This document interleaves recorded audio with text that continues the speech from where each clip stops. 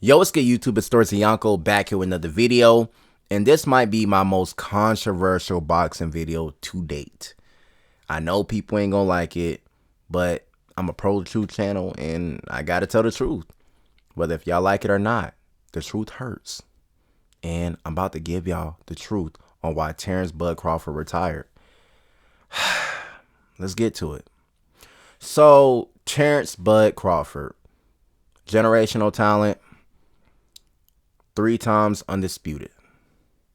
Amazing fighter. Very, very, very talented fighter.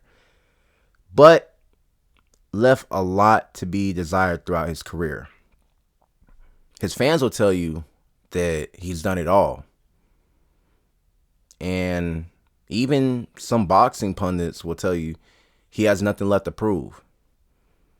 But the real fans of the sport will tell you that he does have stuff left to prove. Not because he can still prove it, but if you're looking at the grander scope of his career, he left a lot on the table. Let's use a Shaquille O'Neal for an example. Shaq, he accomplished a lot. Hall of Famer, legendary player. But did he leave a lot on the table? Did he leave a lot of meat on the bones based on his decisions, how he took care of himself? And I'm not saying Terence Crawford doesn't take care of himself. I'm saying based on his decisions as an athlete. Did he leave a lot on the table? Yes, he did. He did. Could have won some more chips. Could have made some better decisions. But he made up for it in the end after his career was over with. Business, endeavors, all that stuff. That's amazing. I liken Terence Crawford to the same thing. Terence Crawford, great fighter, but he made certain decisions that were questionable. Staying places that he didn't need to be. And now in hindsight, because he beat 2 guys, we're claiming that all these other guys were ducking him and when he had an opportunity to go to the other side. And I noticed in all these interviews that Terence Crawford is playing victim. And now that he climbed to the mountaintop, he's trying to add all this context that wasn't added before because it didn't exist. Terence Crawford had an opportunity to fight Errol Spence a lot sooner. He chose not to. He had an opportunity to fight all these other guys, but he chose to stay in a protection program. That's what he chose to do. So let's stop acting like everybody was ducking him, because Errol Spence made that fight happen. He did. Probably shouldn't have, but he made that fight happen. Any little petty thing from coming out first, last, bro, he wanted that fight. He made that fight happen. He gave Terence Crawford more than what he had deserved at the time. Earl was the one who gathered all the belts and beat them niggas. He the one who became the draw. Not Terence Crawford. But Terence Crawford was still a name, though. Don't get it twisted. And the reason why that fight was so big, because it was the 1 and 2, 1A, 1B welterweights in the world. Regardless of the accident, I think Terence Crawford would have beat any version of Errol Spence. I'm just being honest. Regardless if he was drained, it doesn't matter. Sure, maybe Earl would have lasted longer. Maybe it would have went to a decision, but it would have been a unanimous decision for Terence Crawford. That's what I believe. And this is coming from somebody who was a big Errol Spence fan. So I'm fair when it comes to Terence Crawford. But I got to tell the truth, right? Spence made that fight happen. And Crawford, he moved up, fought Madrimov, all that stuff. Cool. And it was a tough fight. Me, I was still in my feelings, hating. I was like, man, fuck this nigga Crawford, man. I was hurt. But I was still young, immature, it's a long time between 2026 and 2023. You can grow a lot. So, I thought Madrimov won. He didn't. Crawford won that fight. But I do think that it was a tough fight. It was a lot closer than what people make it seem, right? But Terence Crawford got the nod because he's Terence Crawford. But after that, you like kind of sat around, cool. And then out of nowhere, this hypothetical match just came about that nobody asked for. Regardless of what anybody tells you, not a single person was asking for Canelo versus Terence Crawford. That was not in anybody's mind. People were asking for him to get a unification at 154. But the main fight they was asking for was him versus Jerron Boots Ennis. They weren't asking for any fights at 160. That was the main fight that everyone talked about. And Terence Crawford said no every single time. He ducked Boots. We could talk about, Boots had a chance to fight him, what, on a week's notice when he already had the Avanesian fight lined up? Come on now. Well, he had an opportunity to fight Boots again because guess what? He was undisputed and the IBF stripped him because Boots was his mandatory. What did he do? He dropped the rest of his belts and he moved up instead of getting his other belt back, becoming 2 times undisputed. Well, not 2 times, 3 times undisputed. He didn't do that. He moved up to 154. That's what he did. That's a duck. I don't care how y'all tried to slice it, dice it, whatever. Right after the Canelo fight, it's like, would you entertain a fight with Boots in it? Nope. He never wanted to fight Boots. I don't care what y'all try to make it seem like. This guy and his fans have made it seem like they can beat guys without his guy having to get in the ring with them. Oh, he can beat Boots. He would destroy Boots. Tell him to send the contract then. Tell him get in the fucking ring with him. Because y'all want to give people hypothetical wins. Same thing with Devin Haney fans. Same thing with Tank fans. Like, y'all give guys hypothetical wins and scenarios that they're not willing to enter. I can't say Boots would beat a Terence Crawford, even though that's what I believe would happen. Just based off of just too explosive, too fast, good footwork. Like, they're pretty much the same fighter. Bud has better fundamentals, but Boots is a lot more dangerous. It's like Fabio Wardley versus Joseph Parker, even though like Boots is a lot closer in skill level to Terence Crawford than Fabio Wardley is to Joseph Parker. But he has that explosiveness, that just dangerous. And he's a true switch hitter. Ambidextrous. Like, he's not a southpaw that learned orthodox. He learned both stances because he can use both of his hands.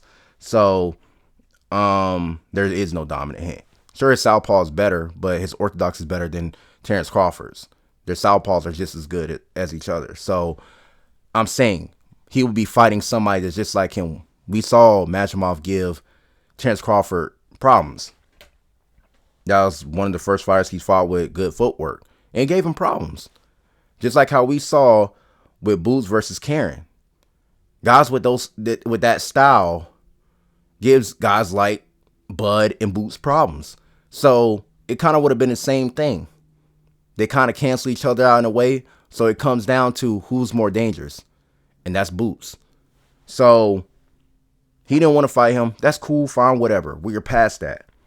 But let's talk about the real reason why Terence Crawford retired.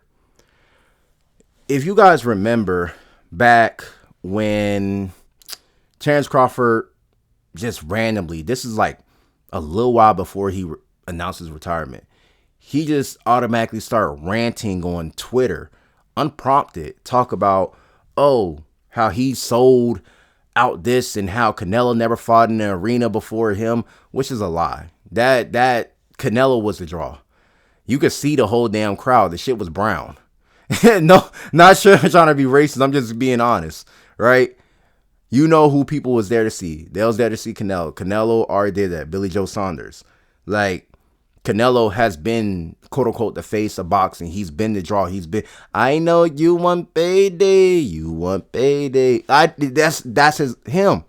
That's who he is. I know you want payday. Like that's Canelo. He was the bag. We already know this. We know this. So why is Terence Crawford just ranting saying, oh, I did this and that? And then guys had to pull up his numbers. Guys had to pull up his numbers and say, no, like, you didn't do this. No, you didn't do that. Like, look at, no. Just automatically being insecure and saying that, why? They said I'm not a draw, this and all this. He tried to make it seem like he made that event bigger. Whole time, Canelo versus Benavidez was a much bigger fight. That's why Benavidez still crying like a hoe. He deserved that fight. He earned that fight. But Canelo ducked him. And that was a much bigger fight that was actually in demand. But Canelo said, hell no. So when Turkey says, hey, how about Terence Crawford? He's asking for that fight behind the scenes. He's like, sure. Because he's a smaller guy around his size. And he felt like he could beat Terence Crawford. Vice versa, Terence Crawford felt like he could beat him. Not a true 168 pounder like the rest of the guys. They felt like they could beat each other. Same height, kind of similar build. Terence Crawford had bulked up and everything. Terence Crawford had the skills. Canelo had the size and power. But skills pay the bills. And he beat Canelo Alvarez. Good performance, everything. But I feel like that rant was because the negotiations as far as the rematch and everything wasn't going Terence Crawford's way. Turkey already has a deal with Canelo Alvarez, and he's guaranteed a certain amount. Now, I think what happened was Terence Crawford wanted that $100 million, and Turkey couldn't justify giving him that $100 million because even though he beat Canelo, he was still the B-side. Because you want to know why? The fans were there to see Canelo versus whoever. They wasn't there to see Terence Crawford. That was a plus. That was amazing. But you forget, Turkey lost money on that fight between him and Majimov. Terence Crawford, despite him becoming 3 times undisputed, and at the time when he fought Majimov, 2 times undisputed, he wasn't the guy. He has never been the guy. Even when he beat Canelo, he wasn't the guy in comparison to like a Usyk, Canelo. You know, he wasn't that guy. He still wasn't at that level. Even if they put him number 1 pound for pound, he wasn't in a way. He couldn't put asses in seats like that. He couldn't sell out an arena. He still couldn't do that. So he couldn't demand what he wanted from Turkey, and Turkey wasn't going to give it to him. He was going to, sure, give him a bigger number, but he wasn't going to give him the same thing as Canelo, because Canelo is fucking Canelo. Canelo is going to put those asses in seats, and regardless of him losing, they're going to come and show up and say that, oh, Canelo, he's going to be better. He's going to do all of this. Well, even if it's delusional, he's going to lose again. The fans are still going to show up to watch Canelo. They're not there to see Terence Crawford. So I feel like negotiations have broke down and Terence Crawford just threw a fit. He's a very petty guy, very emotional guy. So that is one reason why he retired, because he wasn't going to get his way. And the other reason is the Janibek situation. Now, I know a lot of people are not going to agree with this, but you can't tell me that I'm wrong. You can tell me I'm wrong, but logically you can't. The reason why becoming undisputed was such a thing and so important was because you had the number 1 guy versus, whoever was in the top 5, whoever collected the belts. But let's assume it's the number 2 guy, right? You could have a number 3 guy that could be considered as better than whoever, but he ain't got a belt, right? He may just got to the weight class. But let's focus on who got the belts, all right? The number 1, number 2 guy. This guy got 1 belt. This guy got 3 belts. Earl Spence, 3 belts. Terence Crawford, 1 belt. Right? Terence Crawford, he had 2 belts at 140. The other guy had the other 2. I believe that's correct. Right? What made becoming undisputed important and impactful since the beginning of becoming undisputed, the 4 belt era. You know, what made it so prestigious, what made it so important, what made it so special was you had the number 1 guy versus the number 2 guy in that division. And regardless of who you thought was better in other divisions, you had those 2 guys that were perceived hands down, the best in those divisions fighting each other. I can't tell you who Terence Crawford fight at 140 because I don't care. I'm trolling, by the way. But him and Earl Spence, the 2 best welterweights in the world. Yes, Boots was on their ass, but undoubtedly the 2 best welterweights in the world. Even if Boots was better than Spence at the time, which he probably was, but Spence had the damn belts, so he was the best welterweight in the world. Terence Crawford beat him.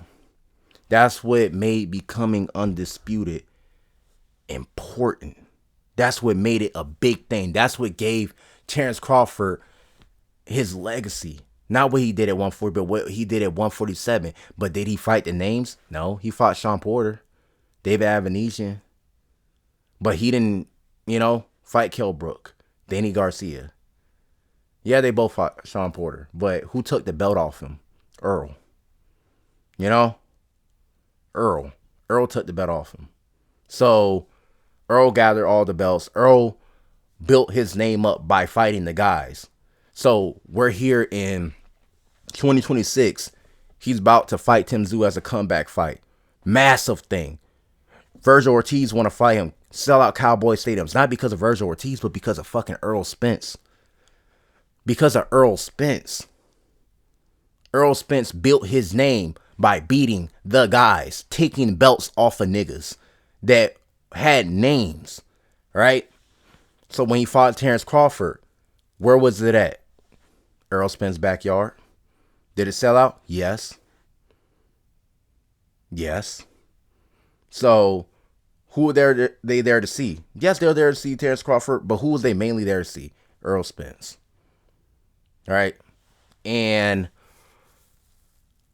what Terence Crawford did was amazing. But it was an accomplishment that validated him as a fighter. But it didn't make him commercially successful. But still, that's what becoming undisputed is about. The best 2 guys in the division fighting each other. So when we talk about the Janibek fight and Terence Crawford versus Janibek, Terence Crawford has never fought at 160. You have Arizona Lara as one of the top guys. You have Carlos Adames, who really disappointed me because, nigga, he was going to cook Ammo Williams. Ammo Williams is trash. Keeping it real.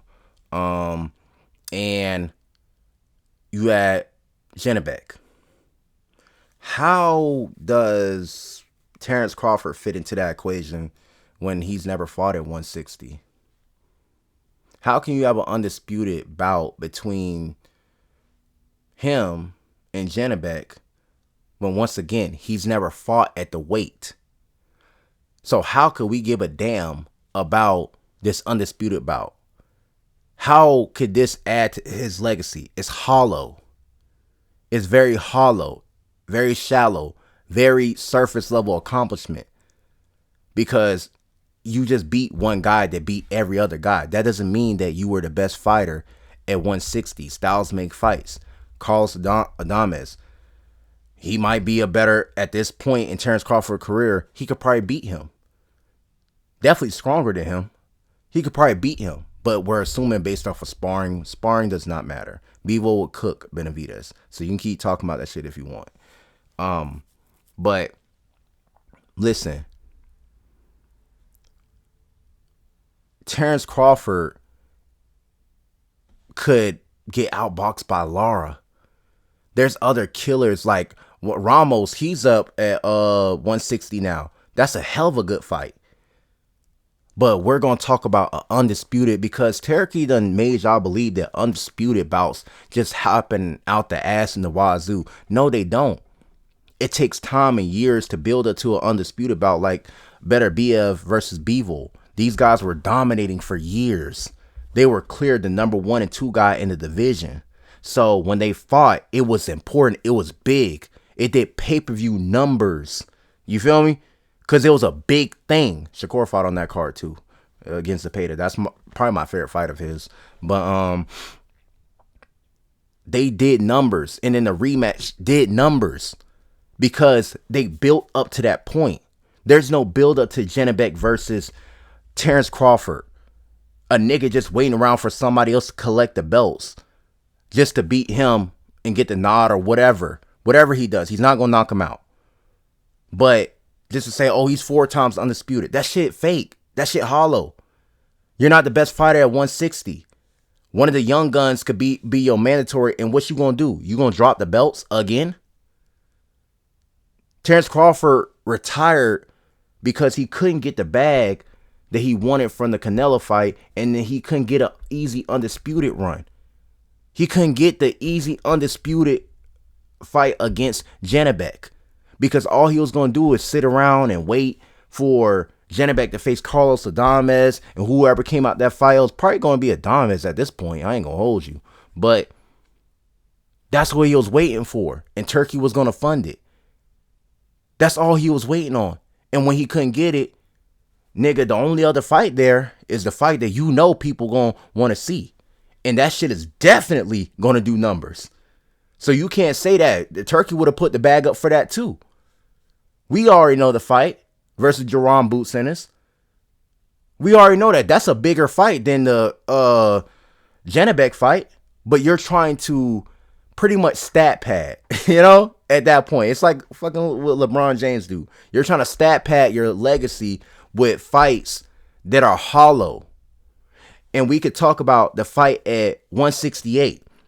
The only reason why that fight was able to happen is because Canelo ducked every other willing participant, every other dangerous fighter that could have took that shit off of him. Canelo was able to handpick his opponents. He didn't want to rematch Bivol at 168 for his belts. He wanted to rematch him at 175. Bivol was one to come down and say, hey, yeah, we can do it there. Because it was an easy opportunity for him to beat the hell out of Canelo again and become not 2 times undisputed, but become undisputed at 168. All right. So, yeah, I would have preferred that. I'm not going to lie. But we can't use fight math in every single situation. But I'll make an exception. Hamid Mugia got knocked out. Had the sheet, used performance enhancing drugs to win the rematch. Berlanga, he got knocked out by Shiraz. Monkey clapping. All right. William Skull just got knocked out. Canelo's last 3 opponents have been knocked out. They're not that good. I'm sorry. So when we look at a David Benavidez and he didn't get the opportunity to fight for the undisputed titles when he was the undisputed interim champion. He was the undisputed interim champion. And he didn't get a chance to fight for the undisputed title. And Canelo was allowed to duck, hide through the sanctioning bodies. And then when we talk about Terence Crawford, getting that opportunity, that's fake. That's fake. And then Terence Crawford, did he stay at 168 to defend his titles? No, he dropped it.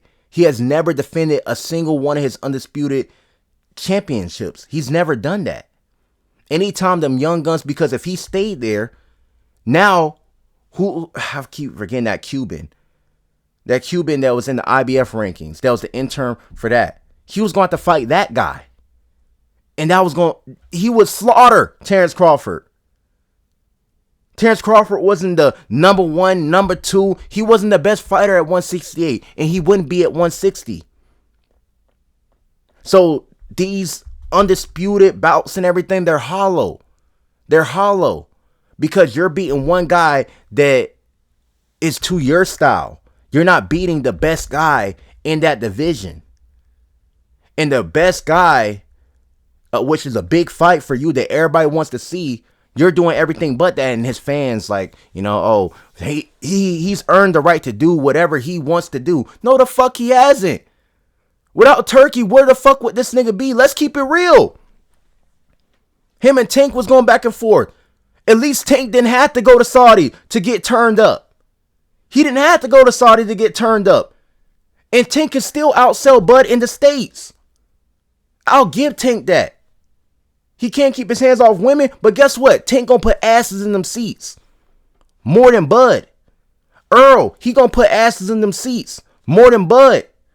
Boots, once he beats Virgil, gonna put asses in them seats more than Bud. Bud retired because he couldn't get the number that he wanted. And he retired because he couldn't get an easy, undisputed fight against Janibek, funded by Turkey, in order to enhance his legacy and stat pad his legacy. And he didn't want to fight none of the young niggas that was coming up. I'm not gonna say the whole, the snack thing. I'm not gonna say that. That could be the case, but I'm not gonna say that. Could be the case, but I'm not gonna say that. But I'm going to lay it out how it is. Terence Crawford ain't trying to fight none of them young lions. Same thing that Usyk doing. Don't let nobody tell you anything different. Everybody to some extent trying to protect they owe. Some lesser than others. Some man like, I'm not finna fight him. It's not worth it commercially. But you can't tell me Boots fight ain't gonna sell. You can't sell me on that. You can't tell me that. That shit gonna do fucking numbers. It's gonna do numbers. And it's gonna sell out. Yeah, that's rare to say for two American fighters. It's the same thing with him and Earl. Same thing with him and Earl. But Terence Crawford, the reason why when he left, regardless if y'all don't want to agree or not, he left. He's not missed. He's not talked about. Terence Crawford, it's easy to say, go on podcasts and say, well, you would sell your soul. That says a lot about your character. Nigga, that's easy to say after you done made the bag. That's easy to say after you done made the bag. All this moral grandstanding. Yes, Terence Crawford would have sold his soul for $100 million before the Terence Crawford fight. Not Terence Crawford fight, Canelo fight. He would have did that before the Earl fight. He would have did that. Let's stop sitting up here and acting like you some high moral person. And the whole thing with the WBC, I don't care about that. They're corrupt. But my nigga, Terence Crawford is not who y'all think he is. Terence Crawford duck boots. Terence Crawford, he retired because there was no more fights out there for him. 154. You go down to 154. Because he can make that weight. You can go down to 154. It's killers there. Ain't no easy fights down there. You go to up to 160. Oh, you waiting for a Janibek fight. Janibek popped dirty. Now that's out the window. And you probably going to be script. So who you got to fight? You probably got to fight Lara with footwork and wise. That's a annoying fight for you stylistically. You got to fight Carlos Adonis, who's strong, who's athletic, or you got to fight the other young guns that's there. If they get Janibek's belts, you actually have to collect the belts. You actually got to fight these guys individually to become undisputed. No, you can't wait for one guy to gather all the belts to beat him so guys can say that you're 4 times undisputed, even though you weren't the number 1 or 2 guy in the division. Same thing at 168. You're going to drop these belts because you don't want to fight the young guns that's gunning for you because Canelo was holding the whole fucking division up and he didn't have to fight no real comp. Now them real killers there and you the undisputed guy. You can't fight no Hama Mingia. You can't fight that. You're not going to defend that. You're not going to defend those championships, those titles. You're not going to defend that. You're going to drop them. You're going to make it seem like WBC is on you and they're lame and all this other shit. You're not going to fight a Lester Martinez, of course, because y'all at the same camp. But he deserves to be a champion. A Christian and Billy. You're not going to fight that guy. You're not going to fight a Hamza Shiraz. You're not going to fight a Diego Pacheco. You're not going to fight those guys. You're not going to fight those guys at all. So it's like, of course you're going to drop the belts. Of course. Let's stop pretend like Terence Crawford was the best super middleweight in the world. No. Canelo wasn't even the best super middleweight in the world. Like, it's no telling whether Janibek was the best middleweight in the world. He's a cheater. So, I'm more inclined to believe that Carlos Adames and whoever some of the prospects are at 160, those are the best 160 pounders in the world. Styles make fights, and Terence Crawford, he wasn't willing to take no more chances. So let's stop sitting up here and acting like he accomplished everything and that, he left it all in the ring. Terence Crawford only beat Errol Spence and Canelo Alvarez. He got it late in his career. He left so much shit on the table earlier on in his career. He did. And I'm not going to say the guys were ducking him because he had an opportunity to go to the other side to make the fights happen. He chose to stay on the other side and make it seem like people were avoiding him. It took those other guys. It took a Turkey Al-Sheikh making that fight happen with Canelo. It took a Earl Spence making that fight happen. Terence Crawford had made those fights. So Terence Crawford retired. That's the real reason why Terence Crawford retired. And honestly, he's kind of insecure because nobody's talking about him. Nobody's talking about him no more because the boxing world has moved on. The dude only fought once a year anyway. There's nothing to miss. You can't reminisce on his fights against Avanigi, and nobody's looking back at that. Even the fight with Sean Porter, that was good, but Sean Porter wasn't a big enough star in the sport anyway. Earl Spence, people are talking more about Earl Spence coming back and fighting Tim Tszyu than they have in Terence Crawford since he retired. The guys that really hold weight in the sport. People are looking forward to the Boots versus Virgil. People are talking about Shakur Stevenson. Terence Crawford didn't leave a big enough imprint on the sport for the sport to miss him once he's gone. So he can do all the commentary he wants. He can go from podcast to podcast all he wants. The boxing world ain't gonna miss him. Y'all can claim y'all do, but things just getting started. Shout out to Shakur Stevenson, Jerome Boots Ennis. Shout out to even Devin Haney, Tank Davis. All these guys that's trying to do it in the States. Well, not Devin Haney. That nigga's on the Saudi on the card. So shout out to the guys that's trying to do it in the States that show that they can do it in the States. And they're not going to be Turkey's daddy. No, not daddy. Turkey's lapdog. Even though Shakur and all of them, they're affiliated with him, they show that they can do it in the States. And they will continue to do it. And those guys are leaving their legacy in the ring. They're leaving it by fighting the guys. What Jerome Boots is about to do with Virgil Ortiz is bigger than anything that Terence Crawford has done, even against Earl Spence, because both of them are in their primes. Peace.